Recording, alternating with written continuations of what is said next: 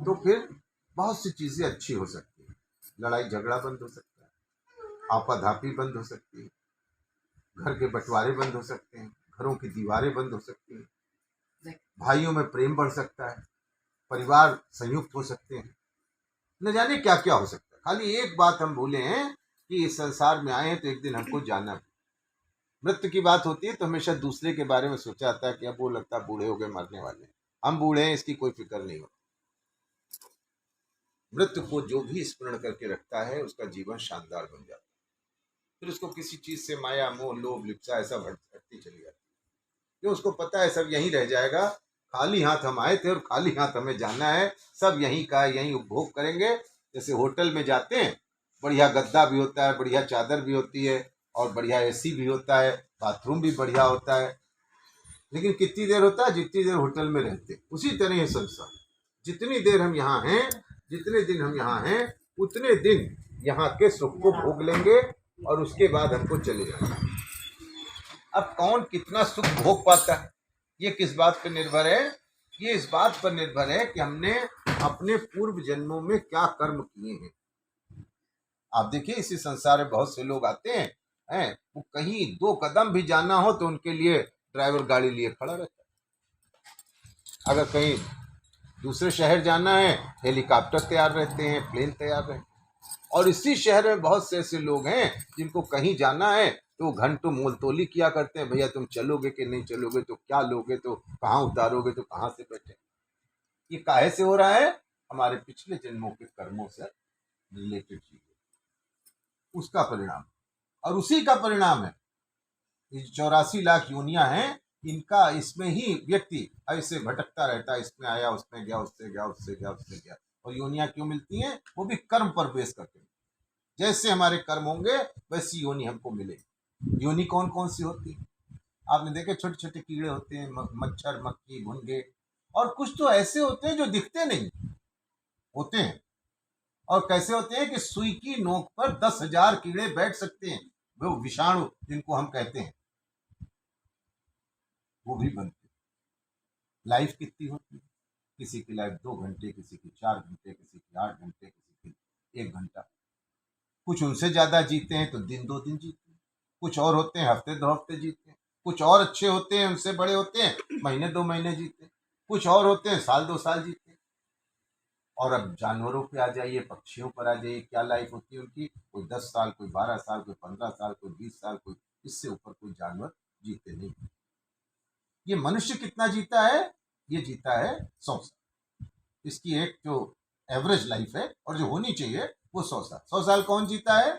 जो भगवान की तरह से इस संसार में रहता है, भगवान की तरह के काम करता है, भगवान की तरह का आचरण करता है, भगवान की तरह का भोजन करता है, भगवान की तरह के वस्त्र पहनता है, उस पर आयु 100 वर्ष। 100 वर्ष। अब बात ये नहीं है कि हम कितना जिए, हम 100 साल जिए और यहाँ घर में नरक बनाए रहे, मोहल्ले में नरक बनाए रहे, कोई आपको पसंद नहीं करता, कोई आपकी बात नहीं सुनता, उस जिंदगी से कोई लाभ। हम जिए कैसा? हम ऐसा जिए कि जिस गली निकल जाए सुगंध बिखरती चली जाए, कह अरे भाई साहब आए, भाई साहब आए, भाई साहब, भाई साहब आइए, 2 मिनट हमारे आ जाइए, आप बस 2 मिनट आ जाइए। ऐसे भी लोग होते हैं, आप पीछे पीछे भागते हैं, अरे रसगुल्ले ले आओ, जल्दी से लाओ, इनको जाने वाले। और बहुत से ऐसे लोग भी होते हैं, कब ये जाएंगे इसकी प्रतीक्षा करी जाती, काहे आ गए हमारे, इनको तो आने नहीं चाहिए। ये काहे से हो रहा है? सब हमारे कर्मों से हो रहा है। हम अपने कर्मों से इसको ठीक कर सकते हैं। कर्मों की बेस पर ही ये उनके भुनगे बने और चिड़िया बनी और ये जानवर बने और छोटे बने और बड़े बने और हाथी तक बने, और उसी कर्मों की बेस पर एक और सजा मिलती है। अगर आपके कर्म, हमारे कर्म पिछले जन्मों के खराब हैं तो क्या सजा मिलती है? आपको पेड़ पौधा बना दिया जाता है। कम करी है, गेंदे का पौधा गुलमेंदी का बना दिया जाएगा, 3 महीने खड़े रहो। और ज्यादा करिए तो 6 महीने वाले बना दिए जाएंगे। और ज्यादा करिए तो झरबेरी बना दिया जाएगा, कांटे वाला, कोई तुम्हारे पास आएगा ही नहीं, अकेले पड़े रहो। और ज्यादा करिए तो क्या बनाएंगे? फिर नीम पीपल बना देंगे, 100 साल खड़े रहो। और ज्यादा करिए तो बरगद बना देंगे, 200 300 400 साल खड़े रहो। और ज्यादा गड़बड़ करिए तो क्या बना देंगे? आपको पर्वत बना देंगे, हजारों साल खड़े। इस सजा में हमारे कर्मों, व्यक्ति जानता है, हम भी जानते हैं, और फिर भी हमसे गलत काम होते। क्यों होते हैं? हमारा हाथ पर काबू है, पैर पर काबू है, आंखों पर काबू है, कान पर काबू है। काबू कहाँ नहीं है? वो मन पर काबू। मन सबको नचा देता है। अगर कोई मन को पकड़ ले तो वो व्यक्ति तो जीत सकता है सबको, वो सबको जीत सकता है, लेकिन मन पर काबू नहीं होता। इसलिए प्रयास करें मन पर काबू। उसके काबू करने का क्या तरीका है? स्वाध्याय करें, सत्संग में बैठे। तो साहब नौकरी ना करें, नहीं नहीं, वो सब करें, नौकरी करें, घर परिवार करें, लेकिन स्वाध्याय सत्संग के लिए भी 1 घंटा बचा के रखें कि आधे घंटे स्वाध्याय करेंगे, आधे घंटे सत्संग करेंगे, भजन करें।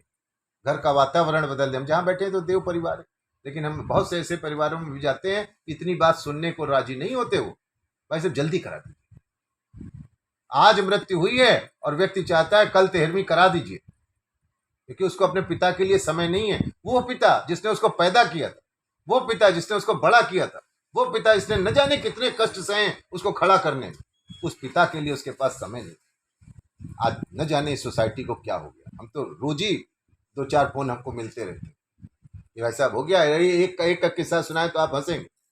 उनके पिताजी की मृत्यु हो गई थी, वो दाह करके आए थे। उसी शाम को मैं फोन किया कि भाई साहब कब करा सकते हैं? क्यों इतनी जल्दी काहे किए? वो दुकान खोलनी है ना।